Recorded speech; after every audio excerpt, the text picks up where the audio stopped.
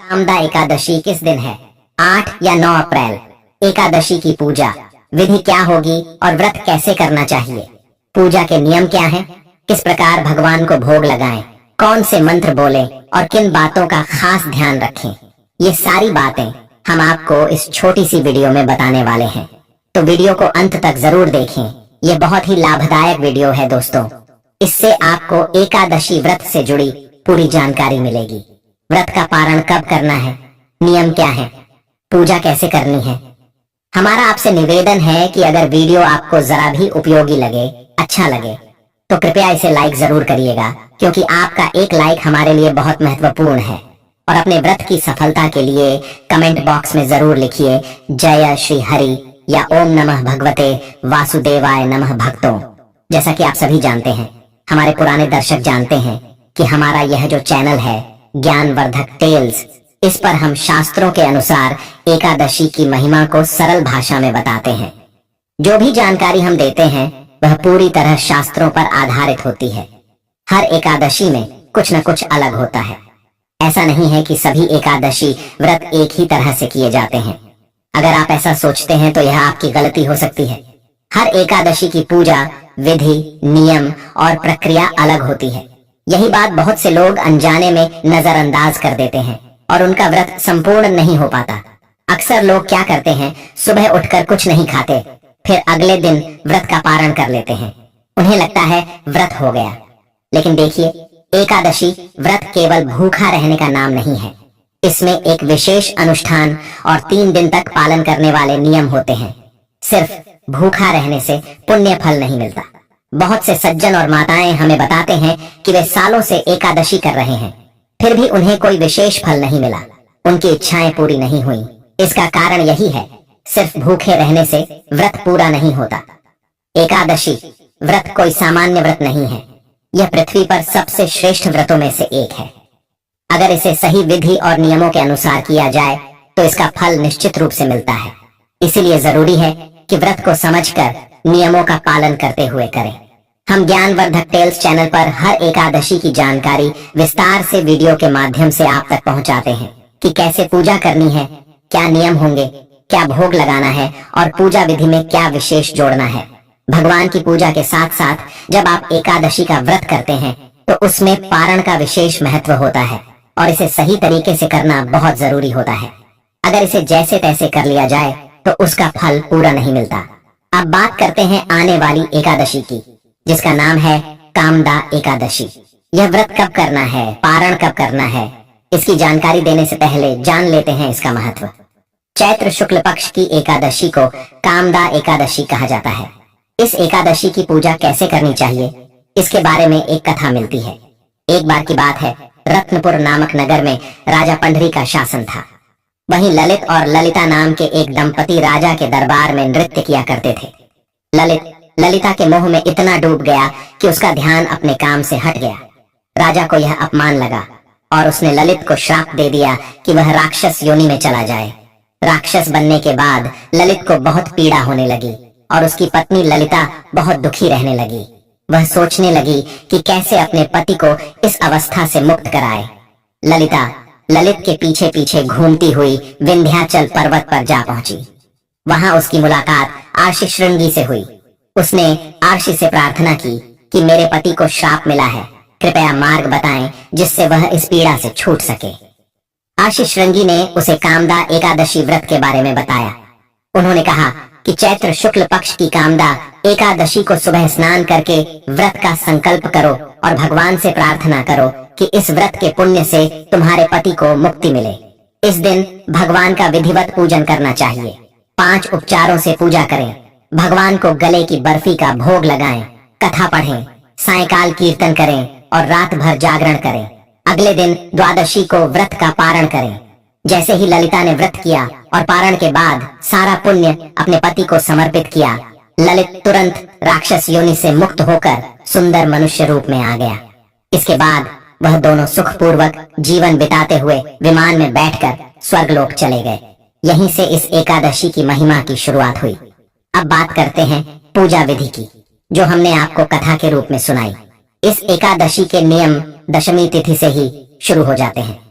दशमी को कुछ चीजों का त्याग करना चाहिए, जैसे मसूर की दाल, चने की दाल, हरी पत्तेदार सब्जियां, शहद, लहसुन और प्याज। ये सब पूरी तरह वर्जित होता है। साथ ही सायंकाल का भोजन भी नहीं करना चाहिए। ऐसा भी पुराणों में कहा गया है एकादशी व्रत के संबंध में। अगर आप इस नियम का पालन कर पा रहे हैं तो बहुत अच्छा है, और अगर नहीं कर पा रहे हैं तो भी कोई दोष नहीं माना जाएगा। आप रात को भोजन कर सकते हैं, लेकिन उसमें लहसुन प्याज जैसे तामसिक चीजों का उपयोग न करें। रात को दांत साफ करके सोइए और अगले दिन एकादशी वाले दिन सूरज निकलने से पहले उठिए। ब्रह्म मुहूर्त में उठने की कोशिश करें। अगर ऐसा न हो पाए तो कम से कम सूर्योदय से पहले जरूर उठ जाइए। उठने के बाद स्नान करके सूर्य देव को जल जरूर चढ़ाइए। यह खरमास की दूसरी एकादशी होती है और इस महीने में सूर्य देव की पूजा से विशेष फल मिलता है। इसके बाद अपने पूजा स्थान की सफाई कीजिए और पूजा की सारी सामग्री एकत्र कीजिए। फिर वहां आसन लगाकर बैठ जाइए। अब बात करते हैं पूजा की सामग्री की। ज्यादातर सामग्री हर घर में मिल ही जाती है। रोली, मौली, पान, सुपारी, लौंग, इलायची, धूप, दीप। भगवान को भोग लगाने के लिए गले की कोई मिठाई हो तो अच्छा है, वरना मिश्री या फल से भी भोग लगा सकते हैं। इसके अलावा फूलों की माला, इत्र, जानू, गांठ बांधने वाला कपड़ा और भगवान श्री हरि की तस्वीर या मूर्ति आपके पास होनी चाहिए।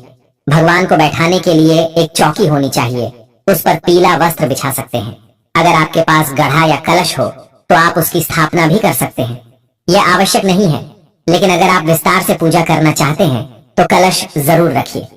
अगर आप सिर्फ भगवान की तस्वीर रखकर भी पूजा करना चाहें तो वह भी ठीक है।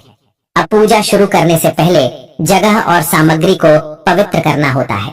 इसके लिए एक फूल को पानी में डुबोइए और उस जल से अपने पूजा स्थान और सभी सामग्री पर छींटे दीजिए। हम यहाँ से मंत्र पढ़ते हैं जिससे जगह और सामग्री पवित्र होती है। ओम पवित्रो पवित्रो वासुदेवाय नमः। इसके बाद भगवान के लिए चौकी सजाइए। चौकी पर पीला वस्त्र बिछाइए और उस पर फूल रखकर उसे आसन के रूप में भगवान को समर्पित कीजिए। भगवान की तस्वीर या मूर्ति को वहां स्थापित कीजिए। तस्वीर के दाहिने ओर घी का दीपक जलाइए। दीपक के नीचे भी एक फूल रखिए जिसे आसन माना जाएगा। दीपक के साथ साथ धूप भी जलाइए। ये दोनों पूजा का आवश्यक हिस्सा होते हैं। इसके अध्यक्ष अगर आप कलश स्थापित करना चाहते हैं तो जरूर करें। अगर कलश न हो तो कोई बात नहीं, आप सीधे जमीन पर भी पूजा कर सकते हैं। इससे कोई दोष नहीं लगता।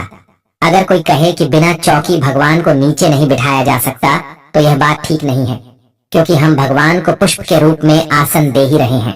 चाहे आप उन्हें चौकी पर बिठाएं या जमीन पर, पूजा समान फल देती है। हम पूजा विधि इस तरह से बताते हैं कि कोई भी, चाहे गरीब हो या अमीर, चाहे जिसके पास सब साधन हो या न हो, सब भगवान की कृपा प्राप्त कर सके।